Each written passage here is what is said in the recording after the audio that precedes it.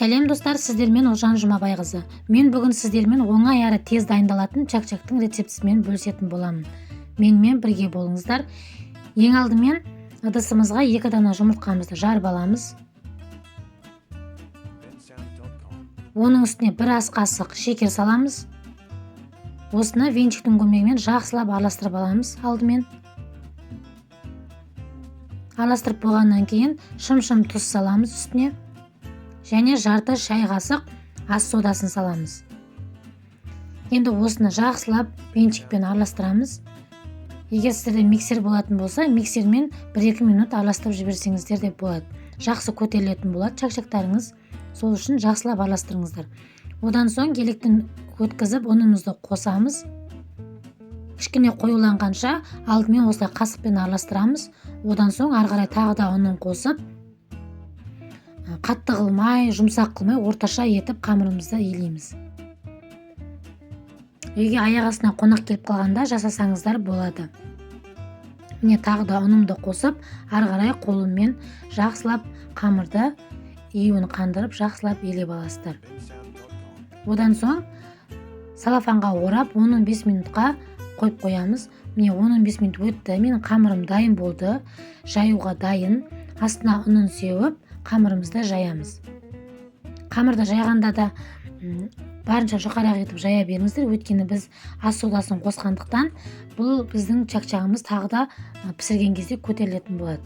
Қамырды жайып болардан алдын, яғни қамыр дайын болуға жақындағанда, соңғы жағында ұрпақты, яғни ұнды аз сеуіп жайыңыздар, өйткені біздің қазір чак-чагымызды майға салып пісірген кезде ол ұндар біздің майымызды бүлдіріп қарайтып жібереді.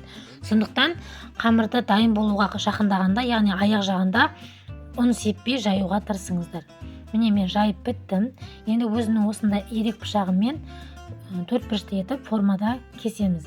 Дәл бұлай кесу міндетті емес, өз қалауыңызша, өз ұнаған формаңызды кесе берсеңіздер болады. Қамырыңызды жайып болғаннан кейін кеспей тұрып, отқа, яғни қазанға сұйық майыңызды құйып қыздырып қойсаңыздар болады. Сіздер қамырды кесіп шыққанша майыңызда қызып дайын тұратын болады. Міне мен осылай барлығын кесіп шықтым. Менің қамырым пісіруге дайын. Енді осыны қызып тұрған қазандағы сұйық майыма кішкенеден салып, осылай қызартып пісіріп аламыз. Кішкене осылай араластырып тұрыңыздар. Сол кезде екі жағы да қызарып әдемі болып пісіріледі. Қарасаңыздар, менің чак-чактарым бірден үлпілдеп көтерілді.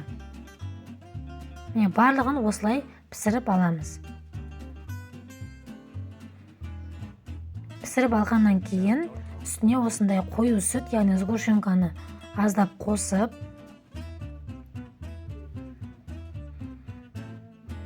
және оны араластырған кезде ешқандай қасық, онда ештеңе пайдаланбай, осылай сілкіп отырып араластырсаңыздар, біздің чак-чактарымыз сынбай жақсы араласатын болады.